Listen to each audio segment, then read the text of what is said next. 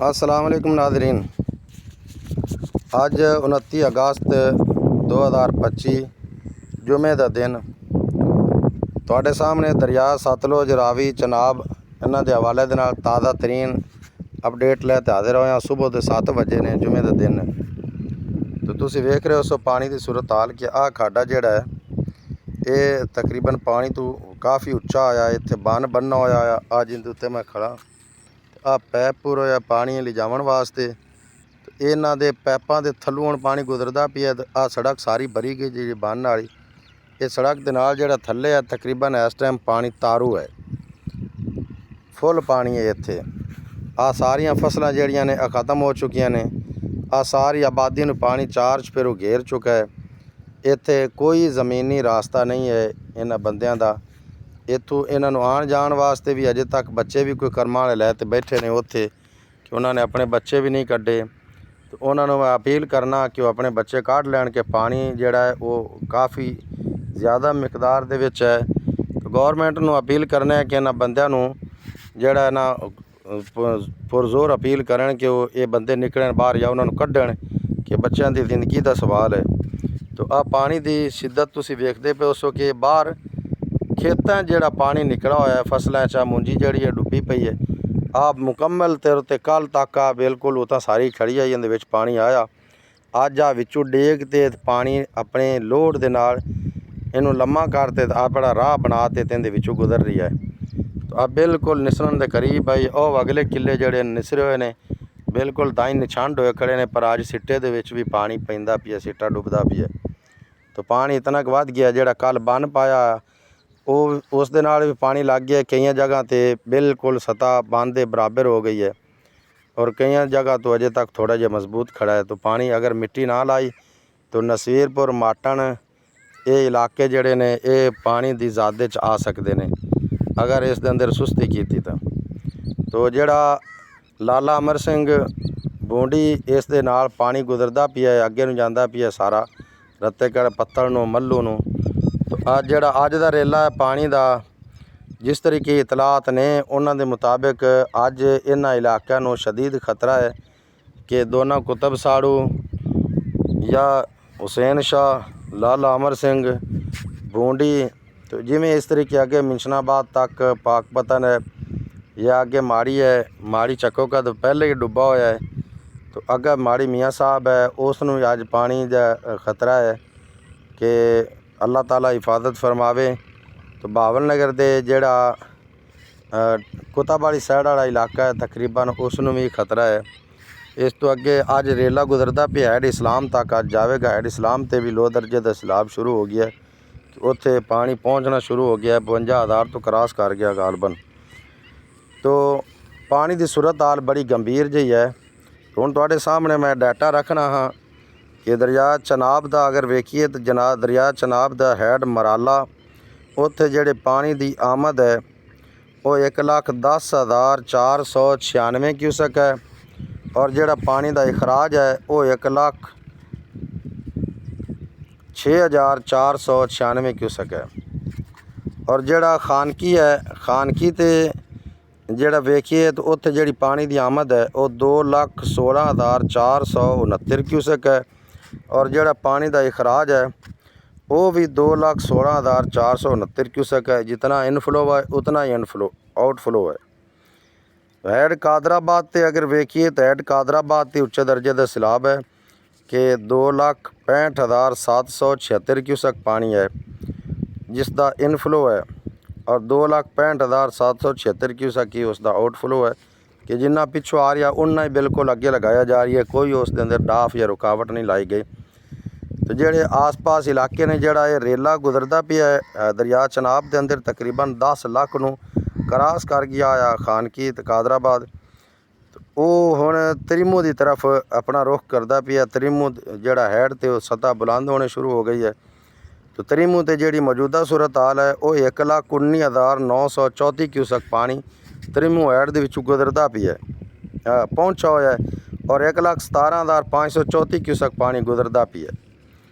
तो पंज नंद वेखिए तो पंज नंद ते भी जिहड़ा पानी की पिछे आमद है वो 72,598 क्यूसक है और पानी का इखराज 58,100 8 क्यूसक है। ये दरिया चनाब दा और दरिया रावी जिहड़ा है वो भी अपनी आबो ताब दे नाल बहंदा पिया कि कुछ दिन पहला जिहड़ा बिल्कुल एक सेम नाले की तरह नज़र आंदा आया कि सारे इलाके दे छापर वगैरह कूड़ा करकट गंद वगैरह सारा वो उत्ते सट दिता जांदा आया लाहौर दा। तो अज वो अपने जोबन ते है कि बड़ा कहर नाल वसदा पिया है।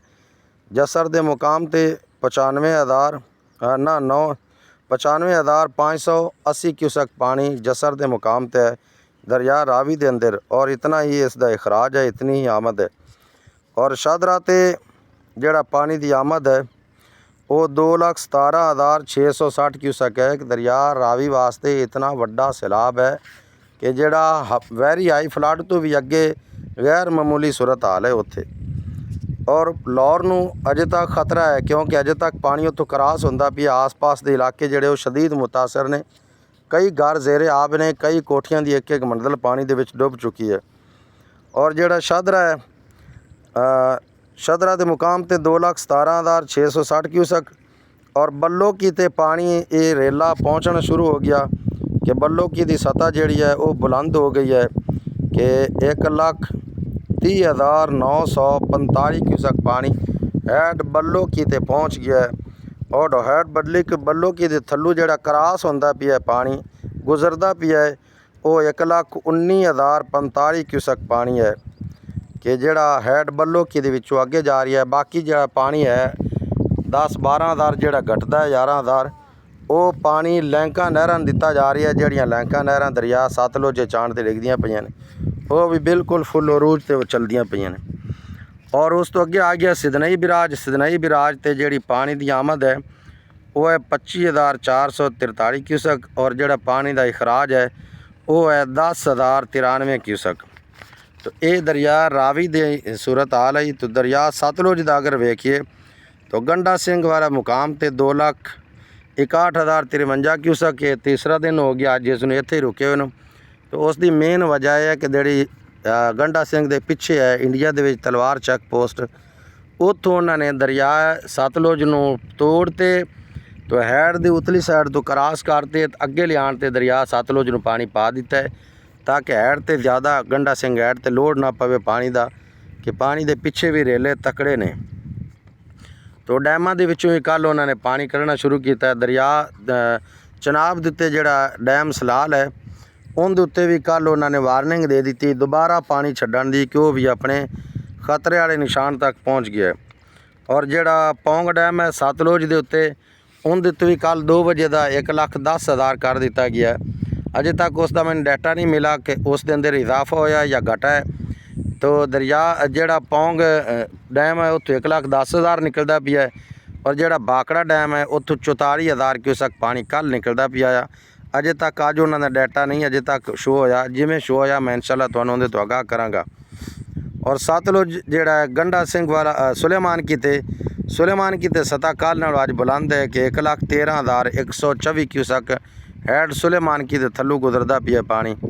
और ये पानी भी काफ़ी सारा है कि मैं जिते खड़ा है सुलेमान की ते अगले पासे है तकरीबन 8-10 किलोमीटर अगे मैं खड़ा हैड सुलेमान की तो उत्थे सूरत हाल ये है कि पानी 4 छपेरे है। ये जिहड़ी जगह ते मैं खड़ा है तू पाकपत्थर नहर तक तकरीबन 12 तो 14 किलोमीटर सफ़र बन जासी कि जितने इलाके दे विच पानी फैला होया है। और पानी का जिहड़े पासे मैं खड़ा इस पासे जोर भी घट है फिर भी इतनी तबाही है। तो पारली साइड ते साडे मुसलमान भाइयों ते अल्लाह पाक रहमत करे कि उन्हां कोल बड़ा शिद्दत दा सैलाब है, पानी का जोर टक्कर ज़्यादा होते है। तो कई बस्तियां विचाले फसियां हुई ने, इधर भी तो डाह लगी हुई है दरियावां की पर वो कड़कू भी चलता भी है, उरली साइड तो दरिया भी है। तो दरम्यान जड़ियाँ गट्टियां ते उचियां जगह ते बैठे है बंदे, उन्होंने घर है समान वगैरह घरों के पे ने। तो परू भी डाह लगी हुई है, उरली साइड तो भी डाह लगी हुई है। अल्लाह ताला अपनी रहमत के नाल हिफाजत फरमावे।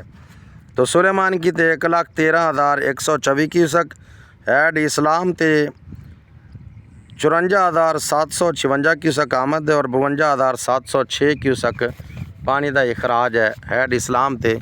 तो ये अज दी पानी का डाटा है तिन्हां दरियावां दा। अगर तुहानूं वीडियो पसंद आवे तो इस वीडियो नूं लाइक शेयर ज़रूर करना है हर ग्रुप के अंदर, हर मोबाइल फोन ते, और मेरे चैनल नूं सबसक्राइब करना है ਤਾਂ ਕਿ ਆਪਣਾ ਇਹ ਜਿਹੜਾ ਇਹ ਮੌਜੂ ਚੱਲਦਾ ਰਹੇ ਜਦੋਂ ਤੱਕ ਕਿ ਇਹ ਅੱਲਾਹ ਤਾਲਾ ਦੇ ਤਰਫੋਂ ਇਮਤਿਹਾਨ ਸਾਡੇ ਤੇ ਹੈ। ਅਸਲਾਮੁ ਅਲੈकुम ਵਰਹਿਮਤੁल्लाहि वबरकातुहू।